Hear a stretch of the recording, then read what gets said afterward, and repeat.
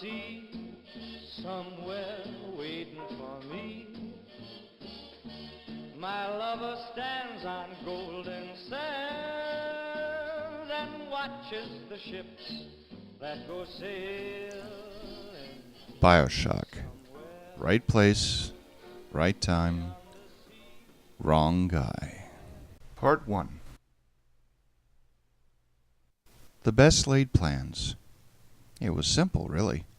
Create a pawn from your own worst enemy, make him into a tool you can control, get him to do your dirty work, and toss him aside and take control.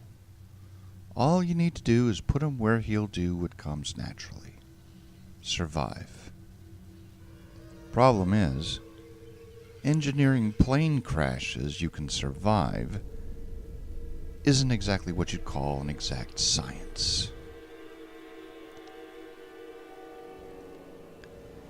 I remember fighting my way to the surface. I didn't know which way was up until I saw the pieces of the plane sink. Good thing, too. My lungs were on fire by the time I broke the surface, and the fire of the downed plane helped me see how bad my situation was. Parts of the plane were still on the surface, and the ocean was aflame. I thought the whole world was on fire for a few seconds. A coughing to my right brought me out of it. Another person had survived. I started to swim over when I saw other lights to my right, and I realized there was some structure out in the middle of the ocean. I took a closer look. It was a lighthouse. My arms and legs were starting to tire as I moved to the other survivor, grabbing his torso under his arms and swimming towards the lighthouse. He didn't fight me, but he was still alive, that much I knew. I found a break in the flames and managed to get to the lighthouse, finding a staircase and lights. As I dragged the other survivor up on the steps, I got a better look at them, discovering two things, one right after the other. First, the survivor was the same son of a bitch that had caused this whole thing in the first place. He took a gun and shot the pilot and the co-pilot and forced the plane down here. The second was that there was a large piece of metal in the middle of his torso. He was dying. No, he was already dead. His body just didn't know it yet. I grabbed his shirt, pulled him up, seawater dripping onto his face. "Why?" I demanded, shaking him. "They're all dead. Why?" He looked up at me and my rage vanished, drained right out of me like air from a balloon. He didn't say anything, but the look on his face said what his lips couldn't. He looked like some lost kid. Then his eyes closed, and his troubles were over. I checked him over to see if I could find the gun he used. No luck. I found a wallet, some money, a picture of the guy with his parents. Nothing I could really use. The only other thing about him that struck me was his wrist. Why would anyone get chain links tattooed on the undersides of their wrists? I sat down on the steps. It was starting to get colder, and I was no closer to getting answers. But I was alive, at the very least. I got to my feet and walking up the steps. The wind blowing off the ocean was cold, and I was hugging my chest. As I walked up to the large double doors of the lighthouse, I looked up at the light at the top. I couldn't figure out what something like this was doing here. Lighthouses are supposed to warn people away from danger, but this wasn't a warning. This is more like a beacon. I think this guy, this Jack, was trying to get here. But why? He wasn't bringing anything here. All he had on him was the gun, the wallet, and clothes. If he wanted to get here, he could have just chartered a seaplane. He wouldn't need to bring down a passenger liner and kill other people. I looked inside. It was dark, but it was warmer, so I took a few steps into the building to see if I could find a light switch. I heard a creaking sound and turned around just in time to see the door slam shut, plunging me into complete darkness. Great job, I thought to myself, out of the frying pan. Then the lights came on, loud, bell-like sounds announcing the lights. I released the breath I was holding and turned around and got the shock of my life. Somebody was looking down at me with a very stern expression. I backed up a step as I saw a very large bust of a man's head and shoulder looking down at me like some hanging judge. Underneath the bust was a red banner with gold letters that read, "No gods, no kings, only man." Oh yeah, that didn't look ominous at all. I caught sight of a metal plate and looked down. As I read it, something occurred to me. This Jack guy was trying to get here.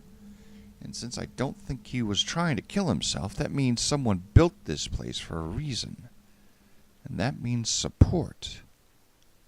And that hopefully meant food and shelter. I took off my jacket and hung it on a light fixture to dry. Then I considered, it might be a good idea to look around first before I relaxed and warmed up.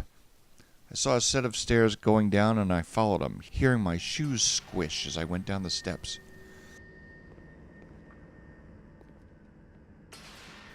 As I went down, I saw that the chamber under the main one was a dock of some kind, but the craft inside was some kind of submarine. Didn't exactly have a whole lot to it, just one switch for controls, upholstered seats, just big enough to hold 8 people with baggage, and a strange box marked service radio. It was weird and strange, but it was a way out. I let my clothes dry out, half wondering if anyone was going to come through those doors and catch me in my skivvies. Didn't happen, thank God. But my clothes itched when I put them back on after they dried. I steeled myself, prepared myself for the unknown, walked into the sub, and pulled the switch. Nothing. Well, that was something of a letdown. I checked it over. By all rights, this thing should have worked. I didn't spend all my time in college at toga parties. Although a lot of the mechanics and electronics in the sub were revolutionary to say the least, I could still make heads or tails of the basic principles. From the look of it, it worked on external signals, and there was some sort of authorization code it needed to work. Pretty complex stuff for something with only one switch. I sat down after spending hours looking over the sub. My watch was the only thing that let me know that time was passing. The lighthouse had no windows, and the doors wouldn't open. 10 hours, and I'd barely cracked the surface. If I'd known how scarce food was going to be, I wouldn't have said no to the peanuts on the plane. I woke up thirsty as hell and determined to figure this mess out. I got up and stretched inside the sub. The cushioned seats made for great bedding, but the place had lousy room service. I took out the quarter I'd been using as a screwdriver and opened up a panel under the switch. There was a way to bypass the lock, but it was a real puzzle. Change the alignment there. Replace the... I stopped. It couldn't be that simple, could it? There was a flow of fluid going through the system that acted as some kind of conducting agent. I switched the flow around, redirected it towards a bypass, that stood up and pulled the switch for the 57th time, crossing my fingers for the 38th time. There was a spark from the panel, and then the door behind me closed, and I felt the sub shift. Then it dropped into the water, and I felt my ears popping. I took a deep breath and walked to one of the seats. As I waited, the lights dimmed, and a screen came down in front of me. An image came on the screen of a stylized version of the lighthouse, and a picture of a man lighting a cigarette, but using a flame from his finger. Some chipper music playing. What's more, the picture looked like, well, an advertisement. While I was trying to wrap my mind around that, the scene changed to a picture of a guy behind a desk with the words, "From the desk of Andrew Ryan" to the side. A recorded voice came, making the words sound like the announcement of someone who thought he was really important. I continued to listen as he went on. He didn't like governments or religion much, since they apparently kept making him follow rules he didn't like. He went on about finding a place, or making a place, where people like him could live without being held back by rules made by lesser beings.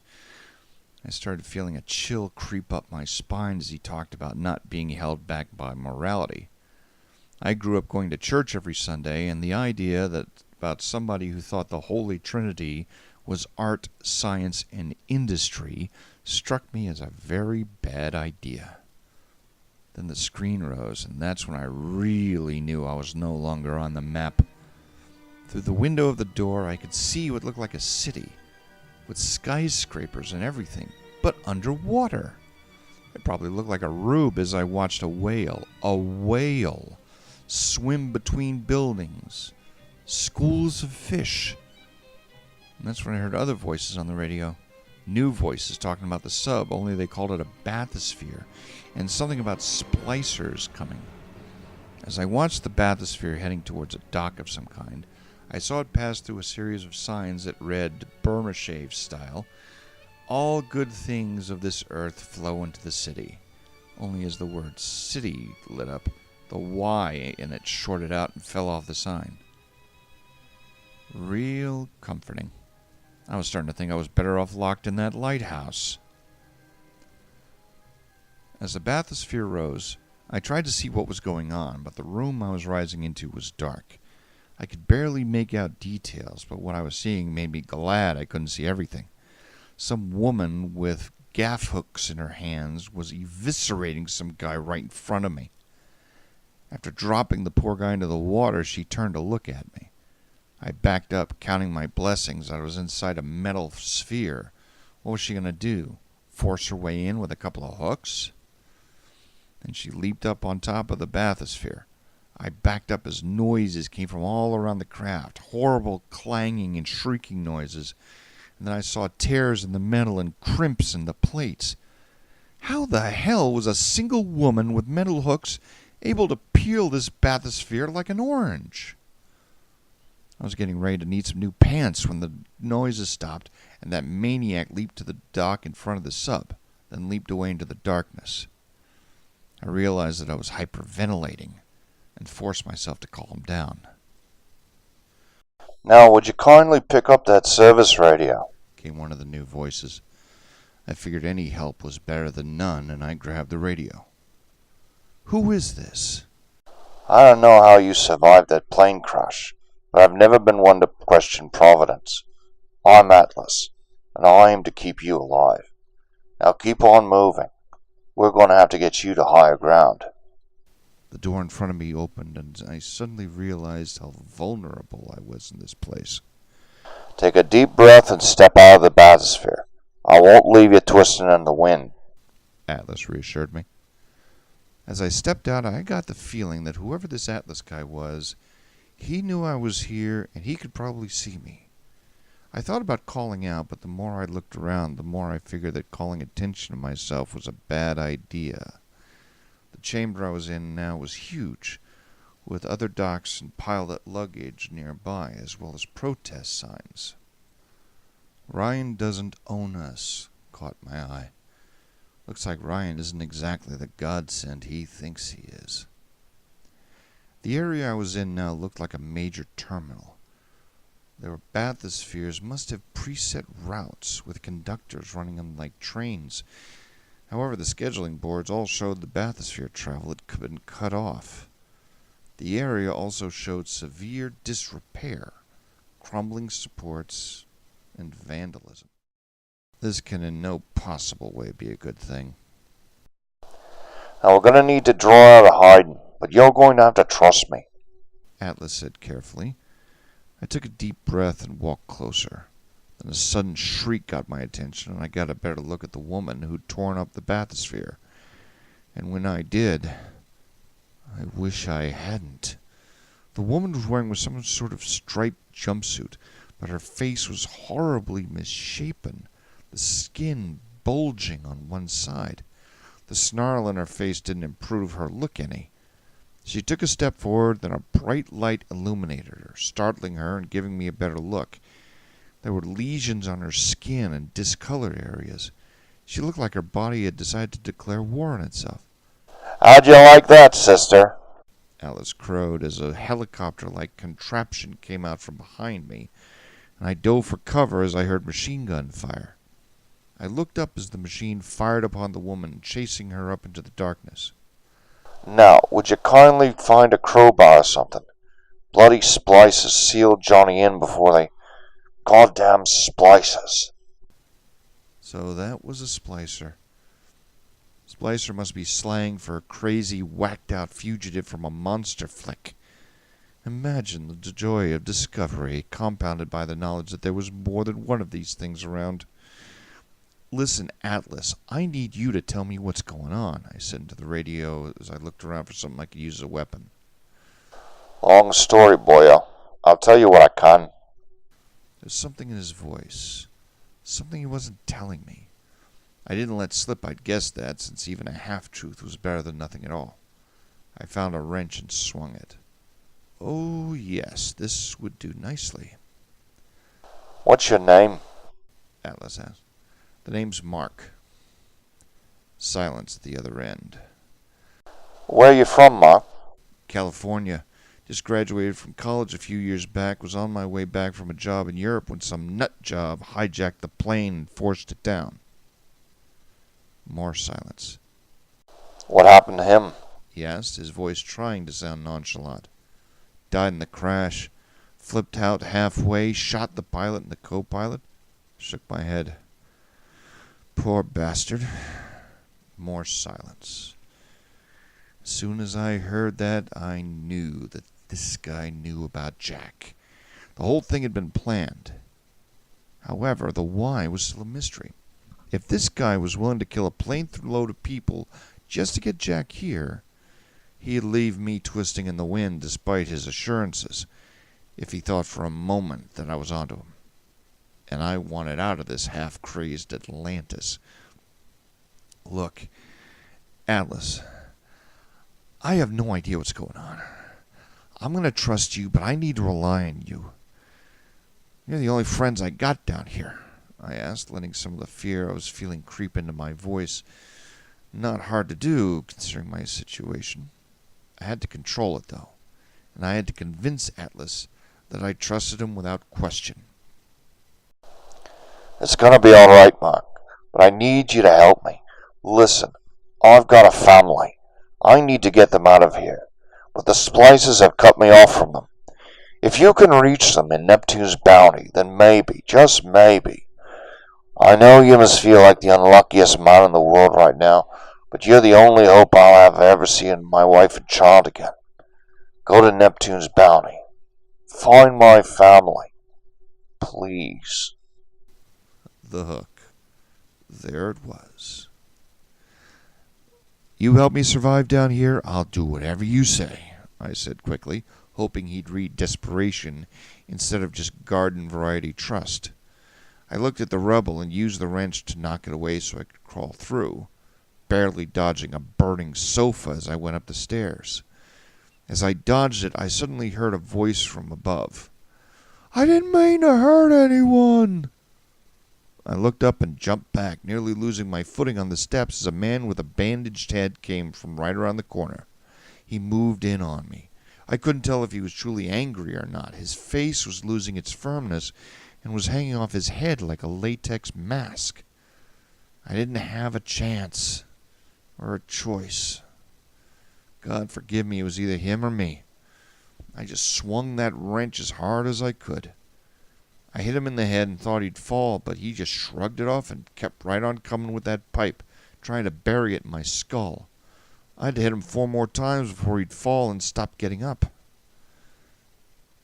I backed away from him, then turned away and threw up, spitting up stomach acids. Didn't have any food in my stomach to get rid of, and my throat burned. When the nausea passed, I looked at the blood-covered corpse, then moved past him into the next room. A sign in neon read Plasmids. Pointing upstairs at it past a sign showing what looked like a Norman Rockwell painting, except this one showed happy people throwing lightning, lighting fires, moving things with their mind. It was all so surreal. How was any of this possible? The only other door out was operated by a switch, but it was damaged. Was nothing easy around here? I sighed and headed up the stairs, curious to know what this was all about. It was so cute, it's scary. An innocent-looking vending machine from the 1940s. 2 cartoonish girls flanking it, mushrooms and flowers, all made of steel and tin. On it were the words, Gatherer's Garden. One of the doors on it was open, revealing a metal and glass bottle with a glowing red liquid inside, a syringe next to it. Atlas, I'm trapped in a room with something called a Gatherer's Garden. How do I get out? You're gonna need to use the plasmid to get through the door. How? Is there a red bottle where you can get to? Yeah, why?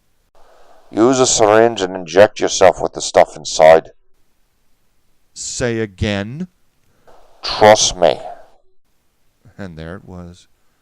Either take the plunge and let him think I did trust him, or hesitate and blow my only advantage, the illusion of control over me. God hates a coward, I thought, and I injected myself with the witch's brew. There was a burning sensation as it went in, the red liquid going into my bloodstream as if I was injecting sulfuric acid. Then the burning changed and the empty syringe dropped from my hands as arcs of blue energy coursed over my arms. It hurt. Dear God, it hurt. And Atlas was saying something to me about the DNA being rewritten, and I must have turned and rushed towards the railing as if I could run from what was infusing itself into every cell in my body. I hit the railing and over, the floor rushing up to meet me. I woke up, hearing voices. I tried to move, but nothing would respond. Pinocchio's strings were cut. This little fish looks like he just had his cherry popped.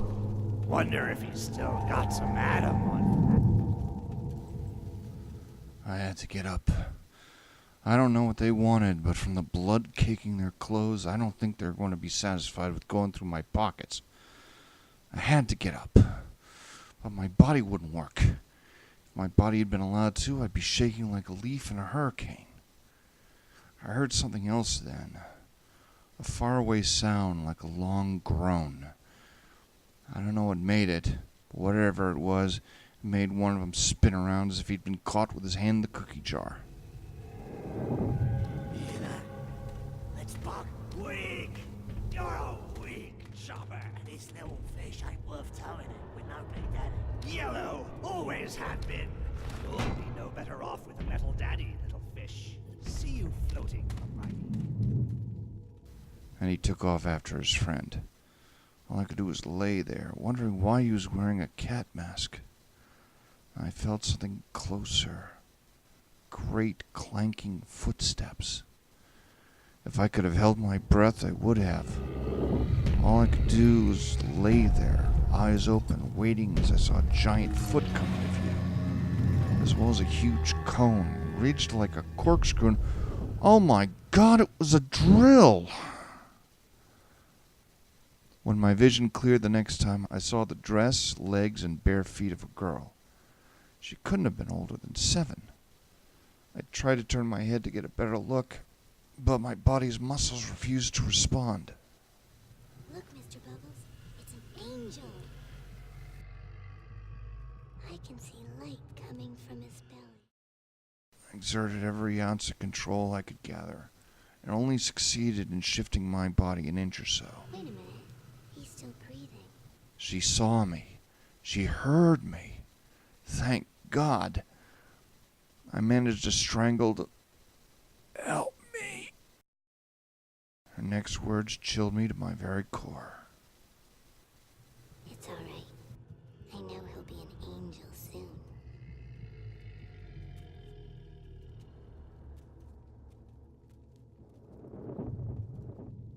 With that, the two walked off.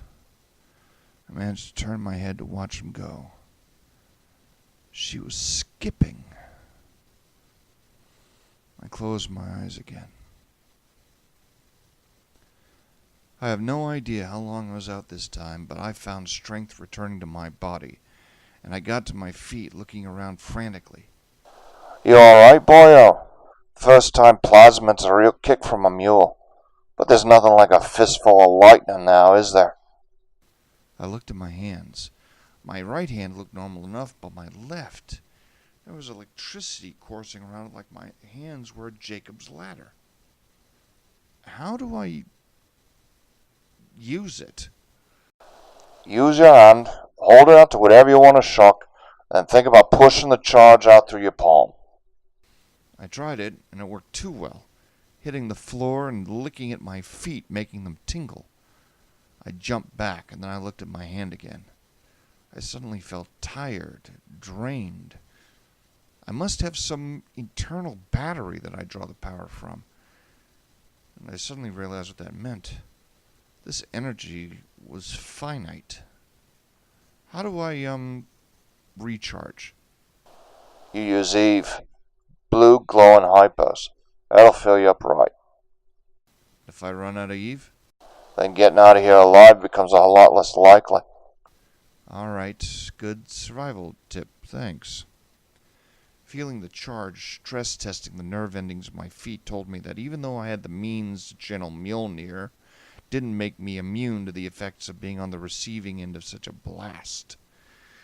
I also felt the change on another level as well, and I remembered the first splicer I ran into, remembering how he looked, what all these plasmids did to him. Taken a first step towards ending up just like that. So where's the line between power and madness?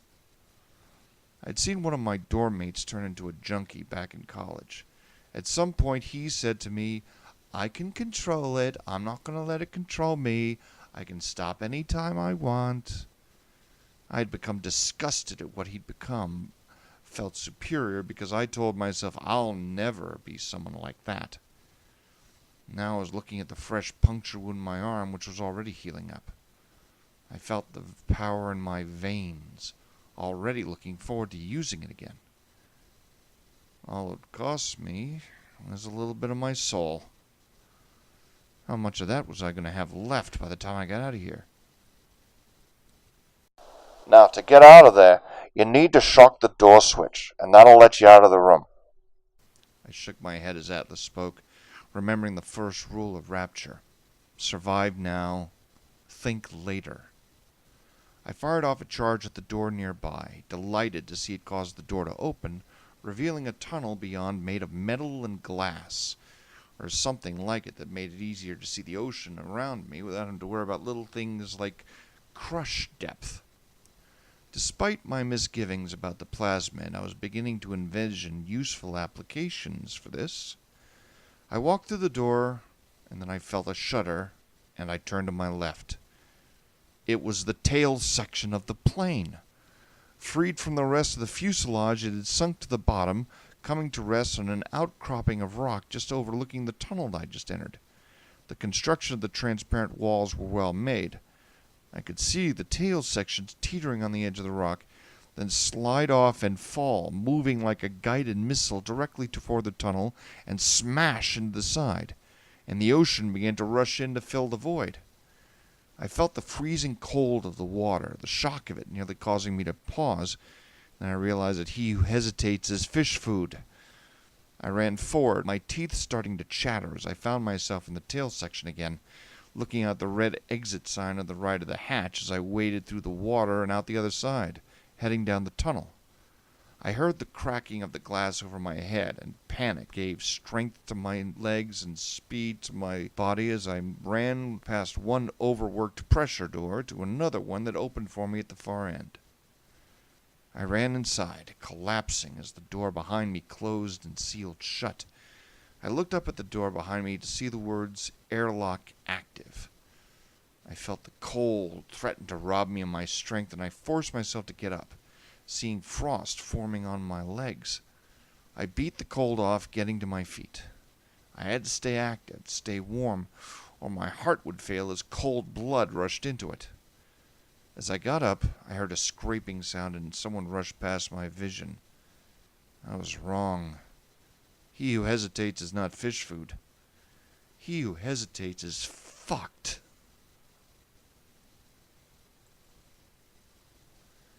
I rested in the elevator.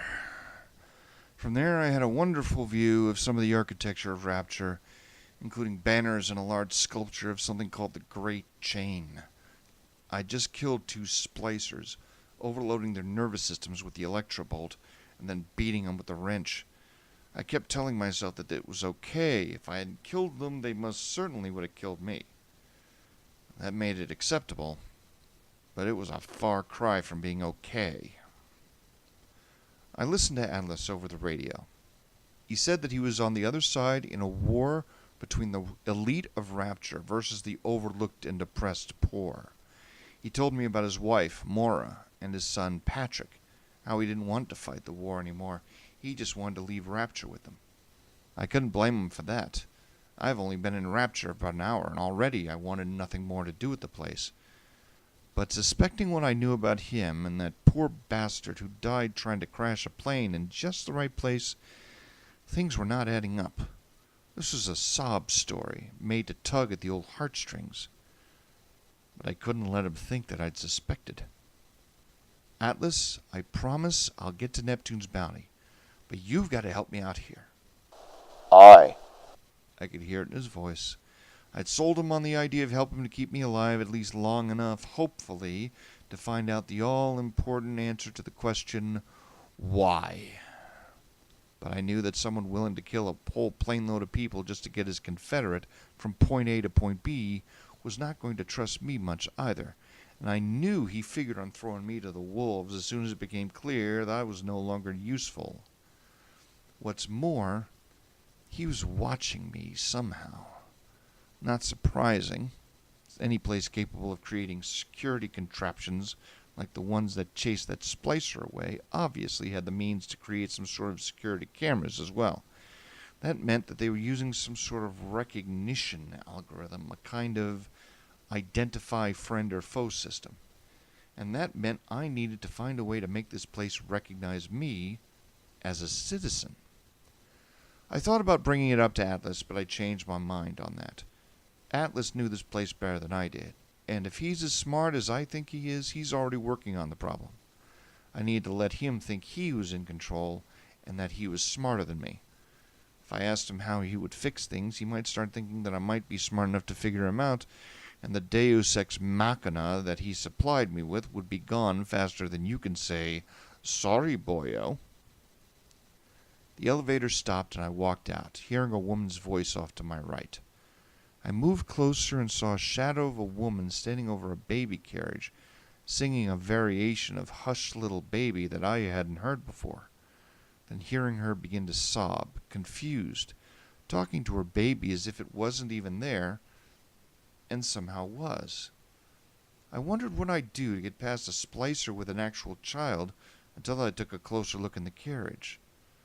The woman was dressed in a dress and hat 10 years out of style, her face scarred.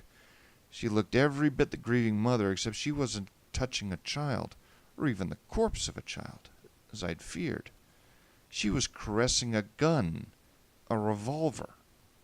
Her brain was probably more scarred than her face was. I shocked her and then hit her from behind, putting her out of her misery. I picked up the gun as I heard Atlas say, Plasmids changed everything. They destroyed our bodies, our minds. We couldn't handle it. Best friends butchering one another.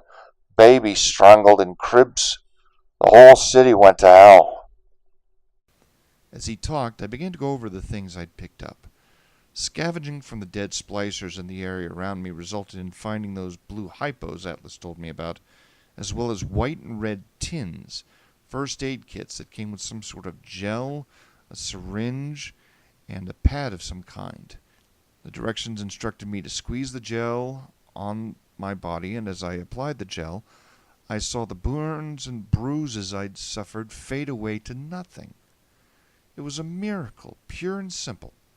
Problem is, it was beginning to look like I was going to need to repeat this miracle on a regular basis. I injected another hypo of the blue stuff into my veins, feeling whatever reservoir that fueled this plasmid return to full. "What's this stuff called again?" I asked Atlas. It's called Eve. He replied.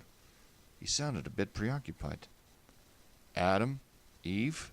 For someone who hates the idea of God, he sure put a lot of biblical references in when he named this stuff. Not his idea. He didn't discover the stuff. There's something in the way he said that. A sense of pride. That meant, well, I didn't know what that meant. At least not yet. I made my way through the Casimir restaurant, looking around, seeing decorations, party favors, a large sign in neons proclaiming Happy New Year 1959. I heard a song playing from somewhere.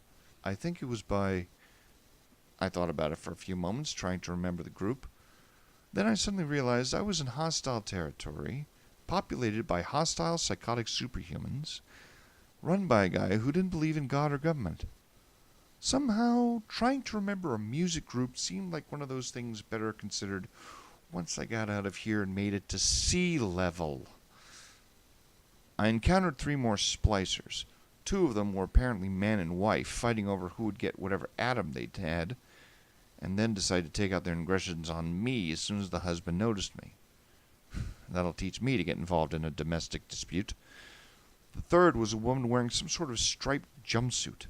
Only after I'd shocked her and brained her with my wrench did I notice the massive deformation on her head, like some massive cancerous growth that had decided to mate with her head.